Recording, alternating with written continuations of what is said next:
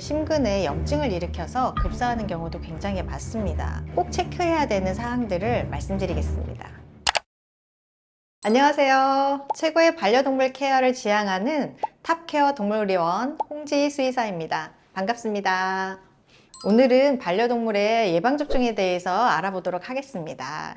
가끔 보호자분들이 10년 정도 예방접종 안 했는데 이때까지 아무 문제 없었거든요. 근데 꼭 예방접종 해야 되나요? 이렇게 물어보시는 분들이 왕왕 있습니다. 제가 이제 진료할 때 보면 굉장히 이제 많이 아파서 오는 애들이 있어요. 근데 보호자분한테 첫 번째 하는 질문은 우리 애기 예방접종 다 해주셨나요? 최근에 예방접종 언제까지 해주셨나요? 그걸 꼭 항상 물어보게 되는데요. 예방접종 그거 어렸을 때 하고 한 번도 해본 적이 없어요. 추가 접종이라는 얘기를 들어본 적이 없어요. 이렇게 얘기하시는 보호자분들이 계셔서 저도 이제 깜짝깜짝 놀랄 때가 있고요.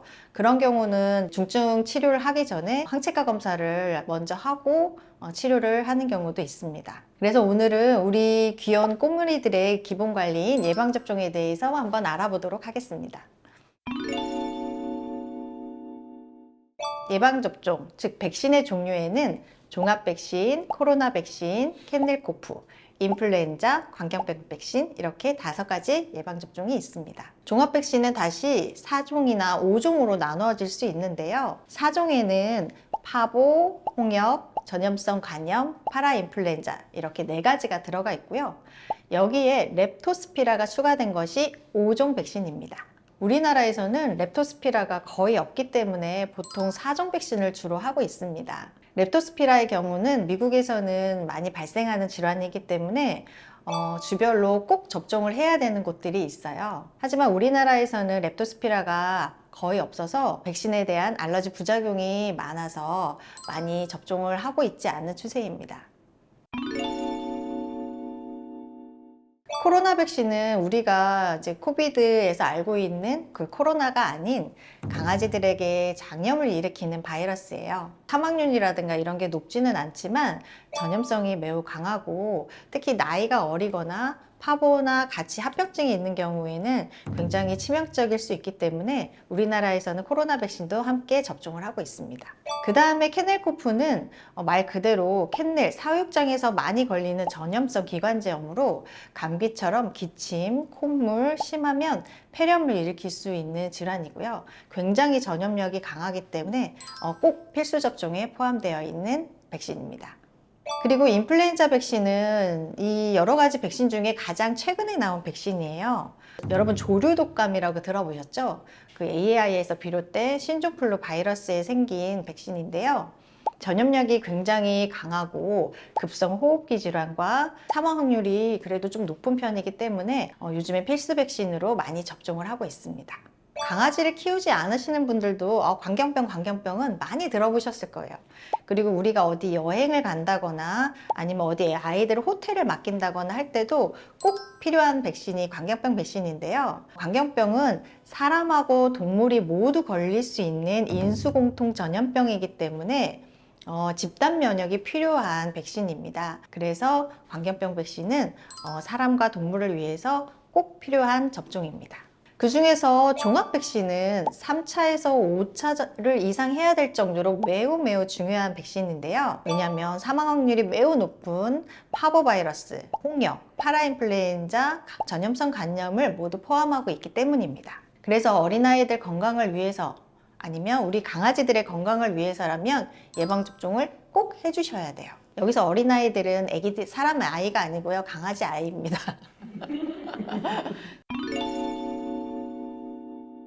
특히나 예방접종은 유기견 입양 시 매우 중요해요. 유기견들은 예방접종이 되어 있는지 안 되어 있는지도 알 수도 없고 보호소는 정말 다양한 많은 아이들이 여러 곳에서 모이기 때문에 전염병이 정말 많을 수 있습니다. 그래서 유기견 입양 시 필수적으로 체크해야 되는 것들이 있고요. 심장하나충 검사랑 각종 전염병에 대한 검사를 꼭 확인해 보셔야 해요. 심장사상충은 심장 안에 기생하는 기생충이라서 심장사상충이라고 하고요. 감염이 됐을 때 절대 육안적으로 확인을 할 수가 없습니다. 그래서 피를 뽑아가지고 검사를 해야 되는데 유기견 입양할 때 꼭 필수적으로 하셔야 됩니다. 그리고 홍역이라든가 파보 같은 것도 잠복기에는 전혀 육안적으로 알 수 없습니다. 그래서 아이들의 뭐 눈물이라든가 콧물, 그 다음에 분변을 가지고 키트 검사를 통해서 이 두 가지 전염병은 꼭 확인을 해 보셔야 돼요. 홍역은 디스템퍼라고 하는데요. 심각한 호흡기 질병, 그 다음 폐렴, 그 다음에 신경계 증상 이런 것들을 일으킬 수가 있고요. 치료 기간도 굉장히 길고 후유증도 굉장히 많이 남는 병이에요. 후유증으로는 치아에 에나멜이 형성이 잘 안 돼서 치아가 평생 되게 약하게 지내야 되고요. 그리고 신경 증상에 후유증이 남는 경우에는 틱 같은 증상이 생길 수도 있고 고개를 계속 끄덕끄덕 하거나 아니면 얼굴을 계속 실룩실룩 하거나 아니면 몸을 계속 실룩실룩 하면서 평생 영구 후유장애로 살아야 되기 때문에 아이들이 굉장히 불편합니다. 그리고 여기서 제일 이제 무서운 파보장염이 있어요. 파보장염은 심각한 구토, 설사, 혈변, 그리고 면역력이 많이 떨어지면서 급사하는 경우가 많고요. 그리고 굉장히 어린 애들은 심근에 염증을 일으켜서 급사하는 경우도 굉장히 많습니다. 정말 열심히 치료해서 회복이 잘 되더라도 장이 약해져서 평생 설사를 한다거나 예민한 장이 될 수도 있고요. 그리고 소화불량이라든가 이런 것들이 남을 수 있습니다. 그렇기 때문에 유기견 입양 시 심장산화증 검사랑 파보, 홍역에 대한 바이러스 키트 검사는 꼭 해보시는 걸 추천드립니다. 얼마 전에 3개월 된 굉장히 귀여운 아기를 보호소에서 데리고 온 보호자분이 계셨는데 아이가 집에 와서 계속 밥도 잘 안 먹고 잘 움직이지도 않고 그리고 콧물이랑 눈물도 많이 나서 데리고 오셨습니다. 근데 저희가 이제 전염병 검사를 실시를 했는데 안타깝게 이제 홍역에 감염이 되어 있었어요. 그래도 보호자분이 너무 늦지 않게 조기에 데리고 오셔서 저희가 여러 가지 면역 치료라든가 항생 치료라든가 이런 것들을 열심히 해서 다행히도 잘 회복이 된 아이가 있습니다. 그 아이는 이제 병원에서 입원 치료 이후에도 계속 한 2주 이상 통원 치료를 받으셨고요. 통원 치료 이후에 추가적인 호흡기 증상이나 신경계 증상이 이제 다 소실이 돼서 지금은 아주 건강하게 잘 지내고 있답니다.